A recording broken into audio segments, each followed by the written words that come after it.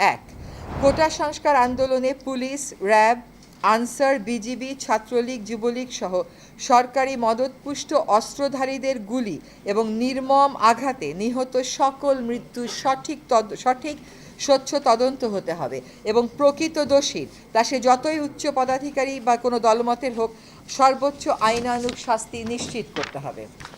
2, স্বাধীন, গ্রহণযোগ্য এবং বস্তুনিষ্ঠতার স্বার্থে প্রতিটি হতাহতের এবং আইন শৃঙ্খলা বাহিনীর অস্ত্রের ব্যবহার ও বল প্রয়োগের বিষয়ে জাতিসংঘের উচ্চ পর্যায়ের বিশেষজ্ঞদের তত্ত্বাবধানে তদন্ত হতে হবে।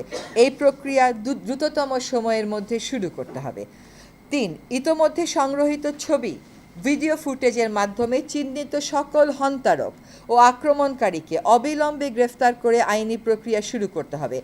এ ব্যাপারে কালবিলম্বের কোনো সুযোগ নেই। 4, জাতির ইতিহাসে সংগঠিত এমন নজিরবিহীন হতাহতের শিকার সকল নিহত আহত নাগরিকের পূর্ণাঙ্গ তালিকা সরকারকে অবিলম্বে প্রকাশ করতে হবে।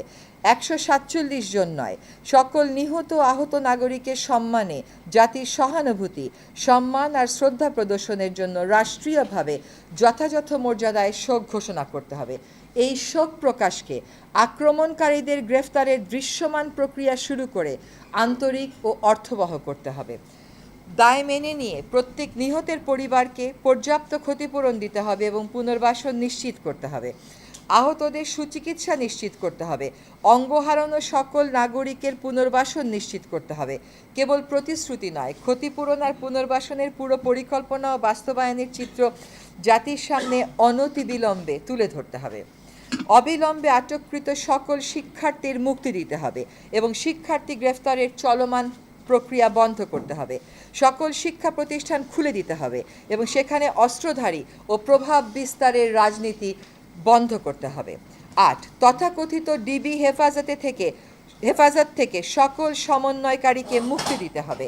এমন জোরপূর্বক উঠিয়ে নেয়া আর বেআইনি হেফাজতের ব্যাখ্যা দিতে হবে এবং এর সাথে জড়িত সকলকে জবাবদিহিতার মুখোমুখি করতে হবে।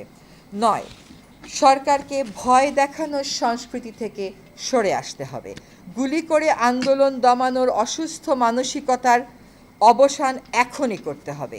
স্বাভাবিক ও স্বস্তির পরিবেশ নিশ্চিত করতে হবে। কারফিউ ও সেনা প্রত্যাহার করতে হবে। সাজোয়া যান সরিয়ে নিতে হবে। হেলিকপ্টারের পাহারা থামাতে হবে।